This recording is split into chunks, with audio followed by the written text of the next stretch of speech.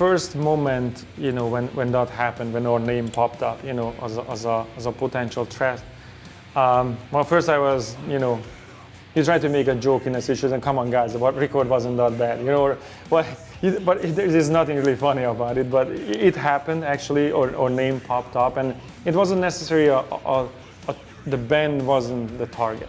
It was, the situation was the target. That there's a crowd. It doesn't matter what band would have played that particular venue. And and after Paris, obviously, that was actually one of the venues we did worry about. We know that venue, we know the security, we know the ways in, the ways out. So, and generally that security there is pretty relaxed to begin with. So that's why it became a target, because it's not because the band. It was because it was another soft target. So immediately, obviously, we talked to the local security, and when we realized that they can't really provide, they're not taking it seriously enough, and they can't provide, the security we required for this, then we said like, well, we cannot put, even if it's, even if it's 90% safe, is that safe enough? Would you put your fans or friends or whoever into a, yeah, most likely you survive situation? No, you won't.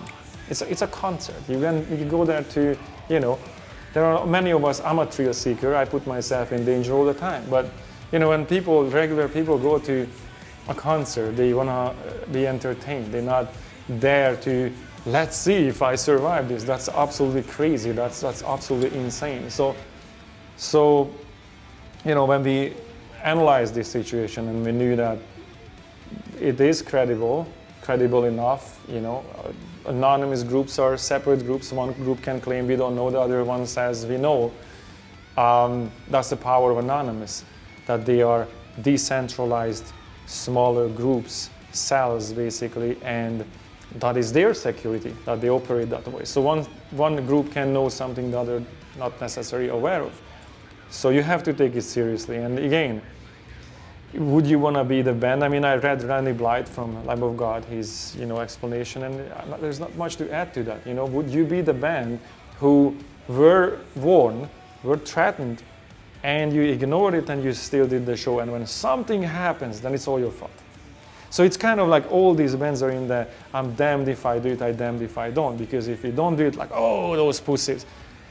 And all you can do is like, look, I don't care about what these people, I can't care about. It's to some degree, I want to shake their head like, Jesus, man, can you understand what's going on here?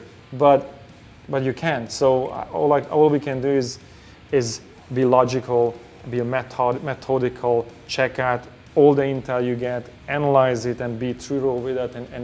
And again, 90% good enough is not good enough.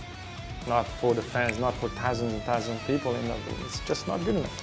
So any of the shows that we couldn't provide the security, it wasn't on the level we required, we just, okay, we're not gonna do those because we can't pull it. Brussels, we couldn't even get in. So that was not even our choice at that point. But even if we could get in, that was already dicey. And I also have a crew, again, back to the same thing. I have to ask these guys to go, the sound guy and the light guy and the merch guy, they're out there with their backs to the door. I have to ask my sound engineer to sit there. If I can't promise him an absolute 100% safety, how can I ask him to do that? Or any band, Papa Roach, Lamb of God, how can they possibly ask their crew to sit out there after we all lost people we knew and we were friends with in Paris? How can I ask them like, hey, is it your turn to sit out there and chance it? No, it has to be 100%.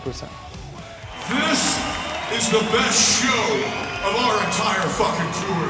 Thank you again. Until next time, it's over.